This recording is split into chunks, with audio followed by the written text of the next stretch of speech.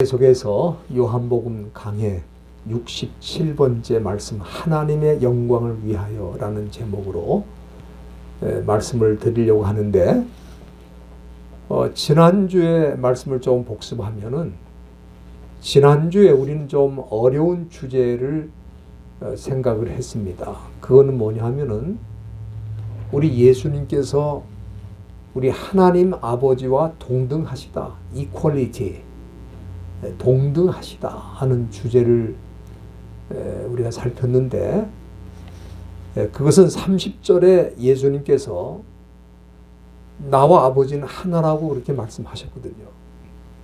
이 하나라는 말은 우리가 그 헬라 말로 보면은 헤이스라 그럽니다. 헤이스라는 거는 숫자적으로 numerical, 숫자적으로 하나라는 뜻도 있고, 또 질적인 차원에서는 equal, 동등하다 하는 뜻도 있습니다. 그렇기 때문에 우리 예수님이 나와 아버지는 하나라는 것은 동등하시다는 차원에서 말씀을 하신 것이다, 그렇게 볼 수 있겠습니다. 아마 당시 유대인들은 이 말씀에 대해서 굉장히 분노했을 것입니다. 왜냐하면은 자기들이 아는 바로는 예수님은 목수의 아들인데 어떻게 하나님과 동등하다고 주장할 수 있느냐. 도저히 이해가 안 갔을 것입니다. 아마 이 시대에 사는 현대인들 가운데에도 예수님이 하나님 아버지와 동등하다고 말할 때 그것을 이해하지 못하는 사람들이 굉장히 많을 것입니다. 그러나 저와 여러분은 예수님이 하나님과 동등하시다라는 이 사실을 설명을 잘 들었기 때문에 이해하고 믿게 된 것이 아닙니다. 이 진리는 설명을 통해서 이해할 수 있는 게 아니고 믿어지는 것이라고 저는 생각이 됩니다. 예수님께 속한 양이라면은 길게 설명하지 않아도 우리 예수님과 하나님 아버지가 동등하시다는 것을 믿게 되지만, 예수님께 속한 양이 아닌 사람에게는 아무리 며칠 동안, 몇 달 동안 설명을 해도 이해도 안 되고 믿을 수가 없는 거예요. 그래서 당시 유대인들도 이것을 인정할 수 없기 때문에 예수님을 신성모독한 자로 생각하고 죽이려고 했던 것입니다. 본문 10장 39절에 보면은 유대인들이 예수님을 죽이려고 잡으려고 할 때에 예수님께서는 그 손에서 벗어나 나가셨다, 그렇게 말씀하고 있습니다. 피하신 거죠. 그러면은 우리 예수님께서 왜 그들이 죽이려 할 때 거기서 피하셨는가? 두 가지 이유가 있다고 생각합니다. 첫째는 예수님께서는 유대인들에게 돌에 맞아 죽기 위해서 오신 분이 아니죠. 그분은 하나님의 어린 양으로 십자가의 제물이 되셔서 우리 죄를 속죄하기 위해서 오셨기 때문에 십자가를 지시는 그 순간이 올 때까지, 다시 말하면 하나님이 정하신 그 순간이 올 때까지는 거기를 피하셔야 되는 것입니다. 두 번째는 예수님께서는 그날이 올 때까지, 다시 말하면 십자가를 지시고 부활하시고 승천하시는 그 날이 오기 전까지는 더 많은 사람에게 하나님 나라의 복음을 전하고 구원하기 위해서 다니셔야 되는 것입니다. 그렇기 때문에 그곳을 피하실 수밖에 없는 것입니다. 오늘 본문 요한복음 11장에 보면은 이처럼 그 당시에 수많은 유대인들이 예수님을 죽이려고 했지만은 그 한복판에서도 우리 예수님을 진실히 믿고 따르던 사람들이 있었음을 보여주고 있습니다. 본문 1절에 보면은 베단이라고 하는 동네에 마리아, 마르다, 그리고 그의 오빠인 나사로가 바로 그런 사람들이었습니다. 그들은 수많은 유대인들이 예수님을 대적할 때 예수님을 진실히 믿고 섬기던 사람들이었어요. 특별히 마리아는 자기의 귀한 향유를 예수님 발에 붓고 자기의 머리로 그 발을 씻을 정도로 그렇게 헌신을 다했던 사람이에요. 그런데 그들에게 있던 그 나사로라는 오빠가 갑자기 병이 들었고 그 병이 무엇인지는 우리가 알 수가 없어요. 그런데 곧 죽을 수밖에 없을 정도로 그렇게 심한 중병이 들게 된 것입니다. 그래서 예수님께 이 사실을 사람을 통해 알렸어요. 주여 보시옵소서. 사랑하시는 자가 병이 들었다. 다시 말하면 이제 병이 들었으니까 예수님 빨리 오셔서 좀 치료해 주세요. 그런 뜻으로 사람을 통해 예수님께 알린 것입니다. 여기 이 말씀 3절에 보면은 나사로에 대해서 사랑하시는 자라고 하는 표현을 씁니다. 예수님이 얼마나 그를 사랑하셨는지를 보여주는 거거든요. 5절에도 보면은 사도 요한은 예수님이 본래 마르다와 그 동생 마리아와 나사로를 사랑하셨다. 그러니까 당시에 예수님의 제자들도 예수님이 그들을 얼마나 사랑하셨는지 다 알고 있는 거예요. 그런 정도로 주님의 사랑을 받았던 사람들인데 이렇게 주님이 사랑하는 나사로가 죽을 병에 걸린 것입니다. 우리가 이 사건을 보면은 우리가 귀한 교훈을 받는 거죠. 왜 그러냐 하면은 예수님의 사랑을 받는 자라도 얼마든지 어려운 일이 있을 수 있고 심지어 병에 걸려 죽을 수도 있다. 이것을 보여주는 거예요. 그런데 예수님은 이 소식을 듣고 뭐라고 하셨습니까? 여기 4절에 보면은 이 나사로가 들린 그 병은 죽을 병이 아니라 하나님의 영광을 위한 것이다. 그렇게 말씀하셨어요. 우리가 이 말씀 보면 기억나는 말씀이 있죠. 우리가 요한복음 9장에도 보면은 태어날 때부터 눈을 못 뜨는 시각장애인 소경이 있었습니다.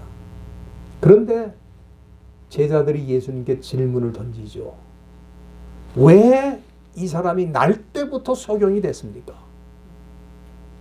일반적으로 소경은 나중에 무슨 눈이 문제가 생겨서 못 보는 수가 많은데 날 때부터 소경이 되었다 이 말.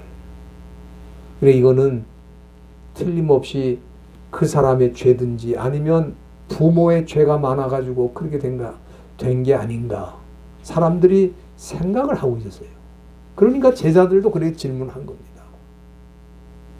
그런데 우리 주님께서 뭐라고 그러셨어요? 9장 3절에 보면은 그에게서 하나님 하시는 일을 나타내고자 하니라. 오늘 본문 4절에도 이 병은 죽을 병이 아니라 하나님의 영광을 위함이라고 하신 이 말씀이 사실은 같은 맥락의 말씀이라고 같은 뜻의 말씀이라고 할 수 있겠죠. 일반적으로 사람들은 어떻게 생각합니까? 너무 사람들에게 지나친 고통이 왔다든지 지나친 시련을 당한다든지 또 죽을 병에 갑자기 걸린다든지 이러면 뭐라고 생각합니까? 이건 재수가 없는 거다. 재앙이 있는 거다. 저주를 받은 거다. 세상 사람들이 그렇게 생각한다 이 말이에요. 그러나 하나님을 믿는 사람들에게는 이런 고통, 심지어 갑자기 죽을 병에 걸려도 그건 저주받은 게 아니고 하나님이 하시는 일을 나타낸다. 하나님의 영광을 위한 것이다. 저희들은 그렇게 믿습니다. 네. 사도 바울도 그런 표현을 썼습니다. 우리가 잘 아는 로마서 8장 28절 여러분들 외우신 분들도 있을 거예요. 하나님을 사랑하는 자 곧 그 뜻대로 부르심을 입은 자들에게는 모든 것이 합력하여 선을 이룬다. 여기 모든 것이라는 말은 좋은 일도 물론 포함되겠습니다만은 어려운 일, 힘든 일, 고통스러운 일, 심지어 죽는 일, 이거 다 포함되어 있는 거예요. 그런데 이 모든 것이 결과적으로는 선을 이룬다. 하나님의 선을 이룬다. 하나님이 기뻐하시는 뜻을 이룬다. 하나님의 영광을 나타낸다. 다 연결되는 말씀이라고 봅니다. 그러므로 본문에 나타난 주께서 사랑하시는 자, 얼마나 나사로를 사랑하셨으면 그런 표현을 썼겠어요. 주께서 사랑하시는 자다. 근데 그 나사로가 죽을 병에 걸린 거예요. 그때 우리 예수님께서는 그것은 하나님의 영광을 위한 것이다. 그렇게 말씀하신 거예요. 그런데 좀 이상한 게 있습니다. 뭐냐면은 이 소식을 들으셨다면은 예수님이 당장 나사로를 찾아가서 고쳐주실 것 같은데 너무 사랑하시는 자니까. 본문 6절에 보세요. 나사로가 병들었다 함을 들으시고 그 계시던 곳에 이틀, 2days, 이틀을 더 머무셨다 그랬어요. 서두르지 않으신 거예요. 오히려 그 계시던 곳에 이틀 동안 더 머무르셨습니다. 여러분 그 계시던 곳이 어디입니까? 유대인들이 예수님을 돌로 쳐서 죽이려 할 때에 예수님께서 어디로 가셨냐면은 10장 40절 말씀에 보면은 10장 40절에 보면은 요단강 저편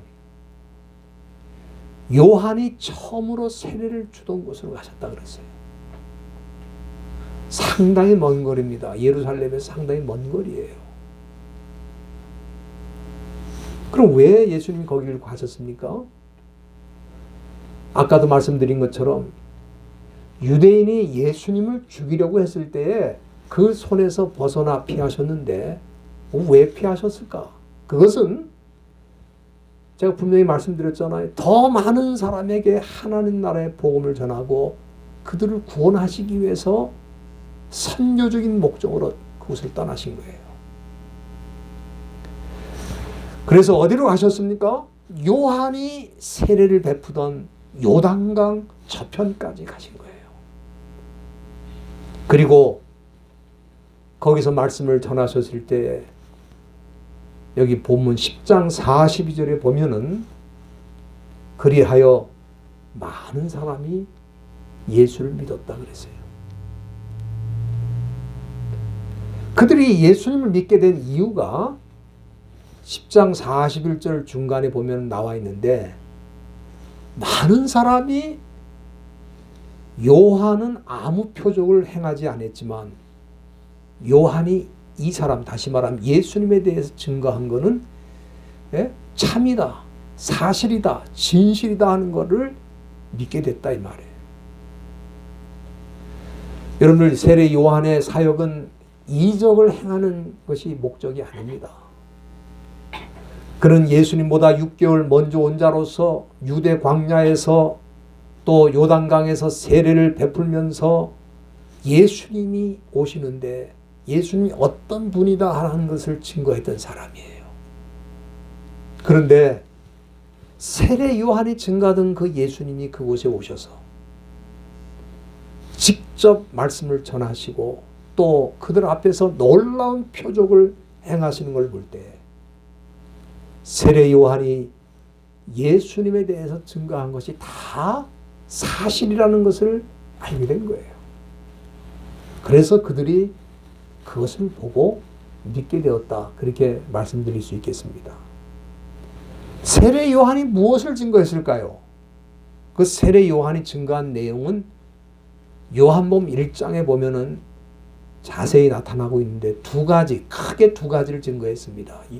첫째는 요한복음 1장 29절에 보면은 세상 죄를 지고 가는 하나님의 어린 양이다 하는 게 첫 번째고, 두 번째는 요한복음 1장 34절에 나와 있는데 하나님의 아들이시다. 참으로 하나님의 아들이시다.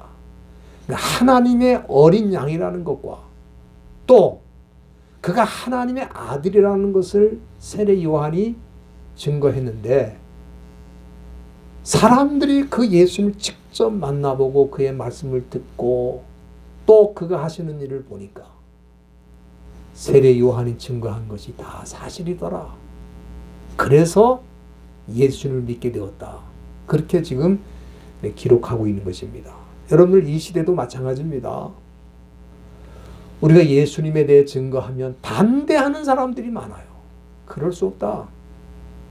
그거는 당신의 주장일 뿐이지 그건 사실이 아니다. 그 예수를 믿으라고 전해도 오히려 반대하고 대적하는 사람들이 많아요. 사도 바울은 마지막 때가 되면 마지막 때의 특징이 있는데 그 특징이 뭐냐? 여러분 디모데후서 4장 3절 한번 보시길 바랍니다. 거기 보면은 마지막 때의 특징이 뭐냐? 바울은 때가 이르면 사람이 바른 교훈을 받지 않고 귀가 가려워서 자기의 사욕을 쫓을 스승을 많이 둘 것이다. 이게 마지막 때 특징이라는 거예요. 저는 이 시대가 바로 그런 시대가 아닌가 싶은데, 이 바른 교훈이라고 하는 것은 예수님의 말씀, 하나님의 말씀을 뜻하는 거예요. 이 시대의 많은 현대인들이 예수님의 교훈, 하나님의 말씀을 마치 시대에 뒤떨어지고 논리적으로 맞지도 않고 신화와 같은 얘기라고 생각하고 그걸 믿지를 않아요. 그러면 뭘 따르느냐? 자기 욕심이나 욕망을 만족시키는 세상의 메시지. 그건 다 사탄에게서 오는 메시지죠. 사탄은 사람의 욕망과 또 사람의 욕심을 만족시키는 메시지를 전한다 이 말이에요. 그런 거는 잘 들어요. 그런 건 듣기를 원해요. 그런데 예수님의 진리는 아예 귀를 닫고 듣지를 않는다 이 말이에요. 그러나 우리가 절망할 필요는 없습니다. 왜냐하면 아무리 이 시대가 악해도 그 가운데 믿는 사람이 반드시 있다는 거예요. 여러분들 예수님 당시에도 예루살렘에는, 유대 땅에는 얼마나 많은 유대인들이 예수님을 죽이려고 하고 예수님께 돌을 던지려고 하고 대적을 했습니까?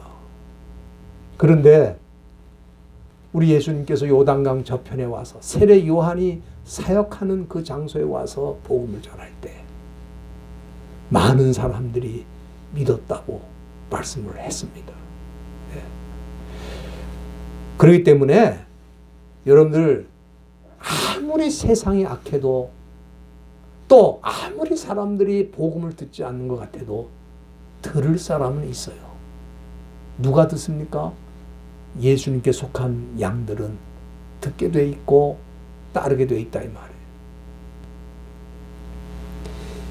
이제 이렇게 놀라운 일을 요단강 저편에서 행하시고 계실 때에 그의 사랑하는 자 나사로가 병들어 죽게 되었다는 소식을 듣게 된 것입니다. 그런데 여기 본문 11장 7절을 보세요. 예수님이 이 소식을 들으신 다음에 나사로가 있는 베단이라고 하는 그 동네로 가신 것이 아니고 제자들에게 뭐라 그랬습니까? 유대로 다시 가자. 여러분 유대 땅은 여기 예루살렘을 뜻하는 것이거든요. 그를 살리려면 베다니로 바로 가셔야 되는데 예수님을 돌로 쳐서 죽이려고 하는 유대인들이 기다리는 그 그 유대 땅 예루살렘으로 가자고 말씀하신 거예요. 그러니까 오늘 본문 11장 8절에서 제자들이 무슨 반응을 보입니까? 랍비요, 선생님이요. 방금도 얼마 전에도 유대인들이 돌로 치려고 했는데 또 거기로 왜 가십니까? 이렇게 지금 질문을 던진 것입니다. 여러분들, 왜 예수님이 베다니가 아니라 유대로 다시 가자 그렇게 말씀하셨을까? 여러분들 생각해 보셨습니까? 제자들은 베다니로 가셔야 될 것 같은데 왜 유대로 가시려고 합니까? 그렇게 지금 묻고 있는 거예요. 여러분들, 사실은 예수님이 유대로 가자고 하신 거는 나사로를 외면하신 게 아닙니다. 오히려 그를 살리기 위해서 말씀하신 거예요. 이 베다니가 로케이션, 그 위치가 어디냐 하면은 예루살렘에서 한 3km 정도 떨어진 곳입니다. 그게 멀지 않은 곳이에요. 그러니까 예루살렘으로 향해 가시는 길에 얼마든지 베다니에 들러서 나사로를 살리시고 예루살렘으로 가실 수 있는 거리입니다. 그리고 나사로를 살리신 후에는 하나님께서 영광을 받으시고 또 예수님도 영광을 받으시게 될 것입니다. 오늘 우리가 이 본문을 들여다보면 매우 중요한 교훈 두 가지를 배울 수가 있는데, 첫째는 예수님이 어디로 가시든지 거기에는 언제나 믿는 사람들이 기다리고 있다는 거예요. 우리 예수님께서 세례 요한이 사역하던 요단강 저편으로 가셨을 때에도 거기에 사람들이 예수님을 기다리고 있었던 거예요. 세례 요한이 증거하던 예수님이 오셨는데 그분이 어떤 분인지 한번 우리가 만나보자. 그래서 그 먼 곳까지 가셨을 때에 거기서 사람들이 예수님의 말씀을 듣고 그가 하신 일을 보고 세례 요한의 증거가 맞다. 그리고 예수를 믿게 된 거예요. 그 다음에 오늘 본문에 나타난 사건을 통해 우리가 배울 수 있는 교훈은 뭐냐면은 예수님이 그렇게 사랑하시는 자 나사로, 그 사람도 병에 걸렸다는 거예요. 그리고 죽게 되었다는 겁니다. 그러면은 예수님이 사랑하는 자, 예수님이 그렇게 아끼는 자에게도 이런 어려운 일이 일어나는 이유가 뭔가? 그거는 저주도 아니고 재앙도 아니고 특별한 목적이 있다는 거죠. 그 목적이 뭐예요? 결과적으로 하나님의 영광을 선포하게 된다 이 말이에요. 여러분들, 그렇기 때문에 저와 여러분들에게도 얼마든지 뜻하지 않은 어려움이나 심지어 죽을 질병에 걸리는 일도 있을 수 있어요. 세상 사람들은 그걸 재앙이라고 그러죠. 그러나 우리는 어떻게 생각합니까?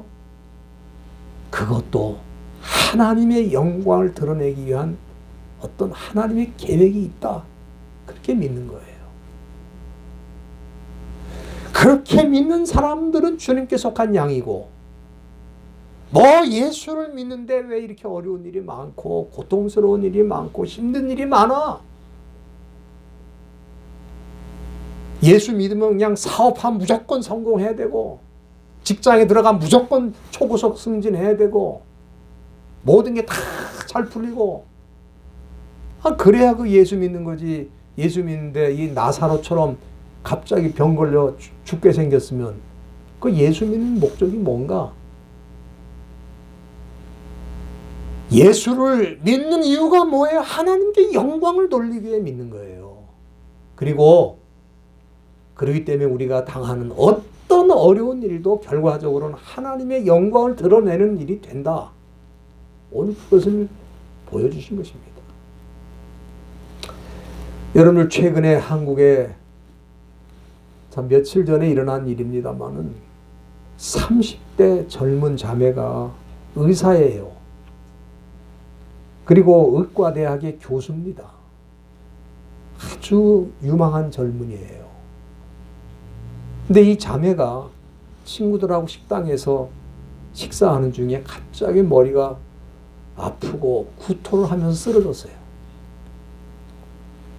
그래가지고 병원으로 급히 옮겼는데 뇌출혈이 일어나가지고 의식을 다 잃은 상태예요. 가족들이 회의를 하면서 우리 딸이 의사인데 의사는 뭐냐? 사람의 생명을 살리는 게 의사다. 그러니까 뇌출혈로 이미 식물인간처럼 됐는데 장기 기증을 하도록 하자. 그래가지고 그 자매의 장기를 5사람에게 나눠줬어요. 그 젊은 자매가 의사로서 마지막 어떻게 한 겁니까? 자기 생명을 바쳐가지고 5명의 생명을 살리고 자기는 생을 마치게 됐습니다. 참 저는 이 소식을 듣고 참 가슴이 아프기도 하지만 정말 의사로서 사명을 다했다. 의사로서 사명을 다했다. 안 그렇습니까? 사람을 살리기 위해서 의사가 됐는데 이제 갑자기 아마 의사가 참 고된 직업입니다. 그게 남이 볼 때는 어떤지 모르지만 그래 한국에 왜 그렇게 의과대학을 가려고 그러는지는 잘 모르겠는데 돈을 많이 번다고 생각하고 그러는 것 같은데 고된 직업이에요. 아마 과로로 쓰러진 것 같아요. 제가 볼 때는. 젊은이들도 요즘 뇌출혈이 막 일어납니다. 그러나 5명을 살리고 죽었어요. 저는 우리 믿는 성도들에게도 어떤 어려움도 일어날 수 있다고 생각합니다. 이 자매처럼 그렇게 어려운 의과대학 공부를 다 마치고 이제 교수까지 돼가지고 자리를 잡았는데 쓰러지는 일이 일어난 거예요. 식물인간이 돼버렸어요. 순간적으로. 우리에게도 그런 어려운 일이 일어났을 때 아니 예수님이 우리를 그렇게 사랑한다면 왜 우리가 이렇게 병드나 그렇게 생각할 수 있죠. 그러나 그것이 아니라 우리 예수님은 하나님의 영광을 위한 것이다 그랬어요. 그렇기 때문에 우리가 믿는 자로서 때로 어려운 고난과 역경을 당할 때 해석을 잘해야 됩니다. 해석을. 세상 사람처럼 이거 뭐 예수 믿는다고 어려운 일이 생기니 재앙이 아니고 이게 뭐냐? 그러면 안 되죠. 하나님이 이 일을 통해서도 이 어려운 일을 통해서도 하나님의 영광을 드러낼 것이다. 그렇게 믿으라고. 우리 주님은 당장 가실 수 있었지만 당신이 맡겨진 사명, 더 많은 사람에게 복음을 전하는 일을 마치기까지 이틀 더 계시다가 그가 죽은 다음에 그곳을 향해 가셨어요. 왜? 하나님의 영광이 나타날 것이니까. 그렇기 때문에 우리 믿는 성도들이 이런 부분에서 세상 사람과 차이점이 있는 거예요. 세상 종교와 차이점이 있는 거예요. 하나님이 사랑하는 자에게는 어려움이 있어요. 그러나 그 어려움은 하나님이 하나님의 영광을 위한 도구로 사용하시게 될 것입니다. 그렇게 믿으시고 저와 여러분들 개인적으로 어려운 일이 있어도 그런 믿음으로 승리하시기를 주님의 이름으로 부탁드립니다. 기도